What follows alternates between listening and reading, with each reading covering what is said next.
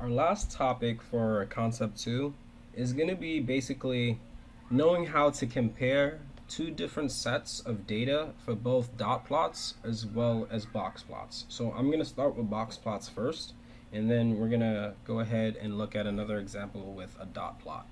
All right, so I already put the numbers in order from least to greatest. Once again, make sure you always do this. Always, always, always. Okay, so let's go ahead and find the key things for each one. I'm going to start with the minimum, of course. So our minimum is right here. It's going to be our max. All right, so I'll just put this right here. So minimum is equal to 63. Our max is going to be equal to 100. Now we have to find our median. I can tell that it's 12 here, so it's going to be 1, 2, 3, 4, 5, 6. So it's going to be somewhere in the middle. So I'm just going to go ahead and then add 81 plus 87, and I get 168. Now I'm going to divide by 2, so this is going to be 84. So this is going to be my median. So our median is 84. All right. Now I'm going to go ahead and find my first quartile. So since I didn't take any of these numbers, I have to include them. So I'm going to do the full range here. 1, 2, 3, 4, 5, 6. There's 6 here. So 1, 2, 3, it's going to be in the middle. So I have another middle one. Okay. So I could tell this is going to be 77, but just for the sake of how to get it, it's going to be 76 plus 78, which is going to be 154. And 154 divided by 2 is going to give me 77. So my quartile 1 is going to be equal to 77. All right. So now I need my third quartile. 1, 2, 3, 1, 2, 3. It should be in the middle. All right. So this one is very easy. 91 plus 91 is 182. 182 divided by 2 is 91. So it's just the same thing.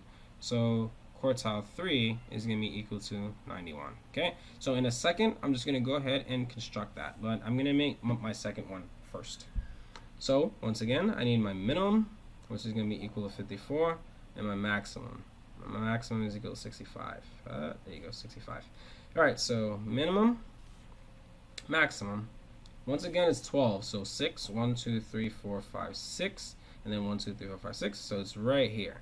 So in the middle of 59 and 60 is going to be the median, which is going to be equal to 59.5, of course. Okay, 59 plus 60, and then divided by 2. So for quartile 1 now, we got 1, 2, 3, 1, 2, 3. So the middle over here is going to be equal to 57. So quartile 1 is going to be equal to 57. Then over here, 1, 2, 3, 1, 2, 3. So it's going to be in the middle over here. So this is going to be equal to quartile 3. So in the middle of 61 and 62 is 61.5. Okay. All right. So let's go ahead and start to construct this.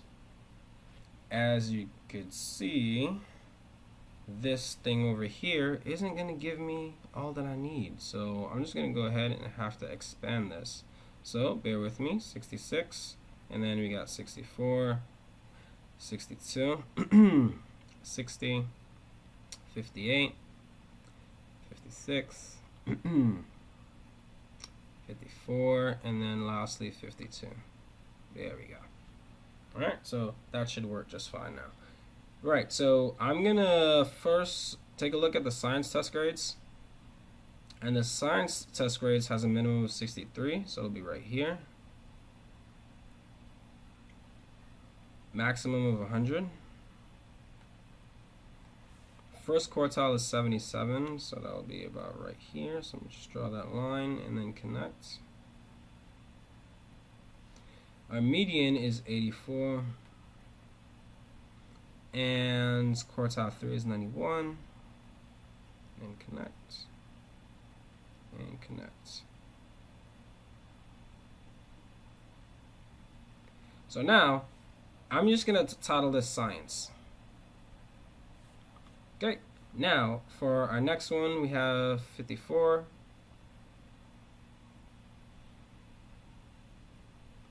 57. This one's much smaller. 57. That should be a line. There you go. Let me connect that. And then I have 59.5. So 59.5 is right here.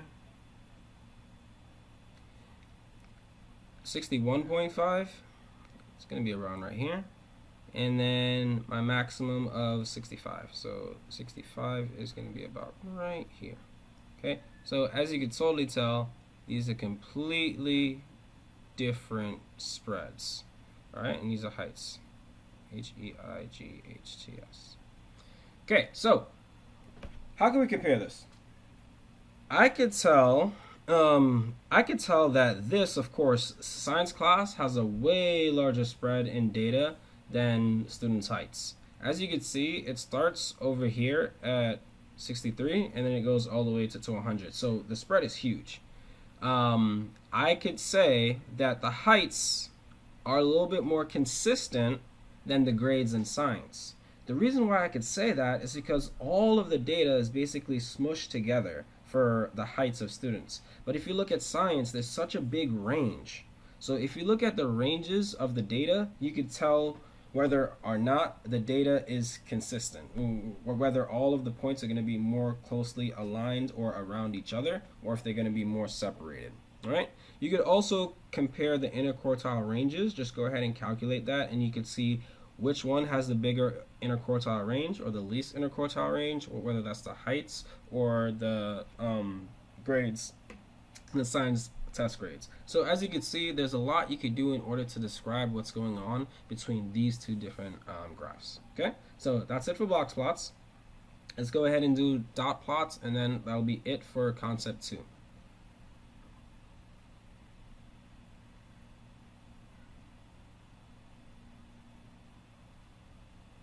All right, so the dot plots show the heights of 15 high school basketball players and the height of 15 high school softball players. Okay, so this one makes a little bit more sense. We're comparing the heights of two different sports teams. So it's not as unrelated as the box plots in the previous example. So you'll most likely have more problems that look more like this, that have things that relate to each other. So let's go ahead and compare the shapes. As you can see, let's just draw the general shape here. I always try to do this. There we go.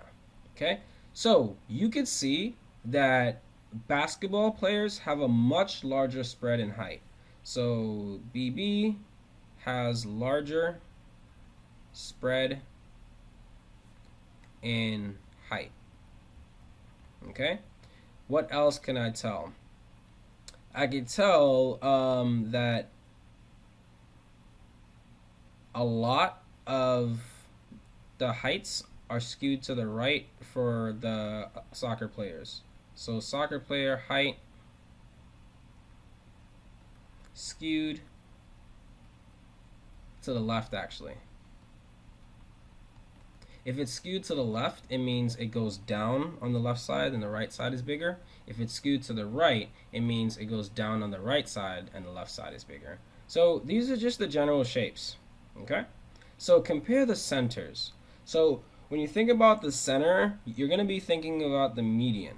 Alright? So 1, 2, 3, 4, 5, 6, 7, 8, 9, 10, 11, 12, 13, 14, 15. So 7. 1, 2, 3, 4, 5, 6, 7. So the median here is about 5, 3. Alright? The median is 5, 3. So for softball,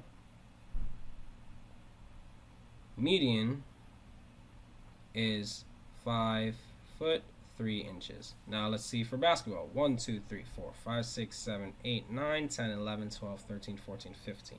So once again, 7. 1, 2, 3, 4, 5, 6, 7. And then if we look at the 8th one, which is right here, our median is about 5, 8. So for basketball, median is 5 foot 8 inches. And I'm sorry, it's a 7. I was supposed to do the 8th one. So the median here is 5'4", not 5'3". There we go.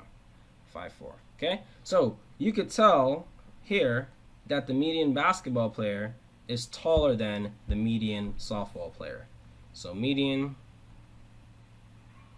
basketball player is taller than softball player. Okay, So that's just comparing the center. When you think about the center of a number of the center of the spread, think about the median because that is that center number. Okay, the median. And let me just go ahead and erase this right here. If you'll let me. All right, so now let's go ahead and just compare the spreads. Okay, so that's going to be similar to what we've done in part A. As you can see, the spread of the basketball players, there's a lot more basketball players on this side of the data than there are on this side of the data. So basketball players have a larger spread, yes, absolutely, but as you can see, there are a few holes in here. If you look at the softball players, though, they have more of a spread throughout the entire diagram, throughout the entire graph. So their spread is a bit more predictable than the basketball player spread, just because of how large the range of basketball players are compared to the range of the softball players. Okay? And that's basically it for comparisons.